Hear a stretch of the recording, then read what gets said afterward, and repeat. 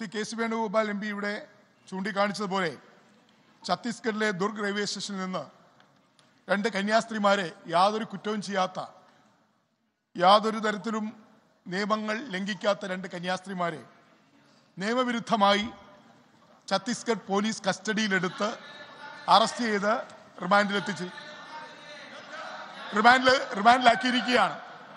മതപരിവർത്തനത്തിന്റെ പേരിലാണ് ജീവകാരുണ്യ പ്രവർത്തനങ്ങൾക്കായി ജീവിതം തന്നെ ഒഴിഞ്ഞുവെച്ച ക്യാൻസർ രോഗികളെ ചികിത്സിക്കുക, പാവപ്പെട്ടവർക്ക് സഹായങ്ങൾ എത്തിച്ചു കൊടുക്കുക, അങ്ങനെ ജീവകാരുണ്യ പ്രവർത്തനങ്ങൾ മാത്രം നടത്തുന്ന കന്യാസ്ത്രീമാരെയാണ് അന്യായമായി ഛത്തീസ്ഗഡ് ഗവൺമെന്റിന്റെ പിന്തുണയോടുകൂടി അറസ്റ്റ് ചെയ്ത് ജയിലാക്കിയിരിക്കുന്നത്. അതുകൊണ്ട് എത്രയും വേഗം ഈ കന്യാസ്ത്രീമാരെ ജയിലിൽ നിന്ന് മോചിപ്പിക്കണം. അതോടൊപ്പം തന്നെ അന്യായമായി പീഡിപ്പിക്കപ്പെട്ട ഈ സംഭവത്തെ കുറിച്ച് അന്വേഷണം നടത്തണം. ഗവൺമെന്റ് ഓഫ് ഇന്ത്യ ഈ വിഷയത്തിൽ ഇടപെടണം. അതോടൊപ്പം തന്നെ ആഭ്യന്തര വകുപ്പും ന്യൂനപക്ഷ വകുപ്പും ഈ വിഷയത്തിൽ ഇടപെട്ട് സഭയിൽ പ്രസ്താവന നടത്തണം. മാഡം, ഈ രാജ്യത്ത് മതന്യൂനപക്ഷങ്ങൾക്ക് രക്ഷയില്ല, ക്രൈസ്തവർക്ക് രക്ഷയില്ല, കന്യാസ്ത്രീമാർക്ക് ജനസേവനം നടത്താൻ അവസരം കൊടുക്കുന്നില്ല.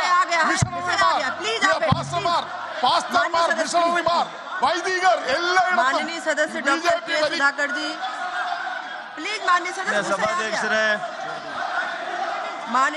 ಮಾನ್ಯ ಸಭಾಧ್ಯಕ್ಷರೇ, ಅವಕಾಶಕ್ಕಾಗಿ ವಂದನೆಗಳು, ಧನ್ಯವಾದಗಳು. ಮುಂಗಾರು ಋತು ಅಂತ ಕರೆಯುವಂತ ಖರೀಫ್ ಋತುವಿನಲ್ಲಿ ಭಾರತೀಯ ಕೃಷಿಗೆ ಅತ್ಯಂತ ನಿರ್ಣಾಯಕ ಅವಧಿಗಳು ಒಂದಾಗಿದೆ. ಈ ಸಮಯದಲ್ಲಿ ನಮ್ಮ ರೈತರು ಭತ್ತ, ಜೋಳ, ನೆಲಗಡಲೆ, ಸೋಯಾಬೀನ್, ದ್ವಿದಳ ಧಾನ್ಯಗಳು ಇಂಥ ಪ್ರಮುಖ ಬೆಳೆಗಳನ್ನ ಬೆಳೀತಾರೆ. ಆದರೆ ದುರದೃಷ್ಟವಶಾತ್ ಜಾಗತಿಕ ದೇಶಗಳ ಕಲಹಗಳ ನಡುವೆಯೂ ಕೂಡ ನಮ್ಮ ಕೇಂದ್ರ ಸರ್ಕಾರ, ಮಾನ್ಯ ನರೇಂದ್ರ ಮೋದಿ ಅವರ ನೇತೃತ್ವದ ಸರ್ಕಾರ ಇವತ್ತು 8,13,000 ಟನ್ಗಳಷ್ಟು ಯೂರಿಯಾ ಇದನ್ನ ಕರ್ನಾಟಕ ರಾಜ್ಯಕ್ಕೆ ಕಳಿಸಿಕೊಟ್ಟಿದ್ದಾರೆ.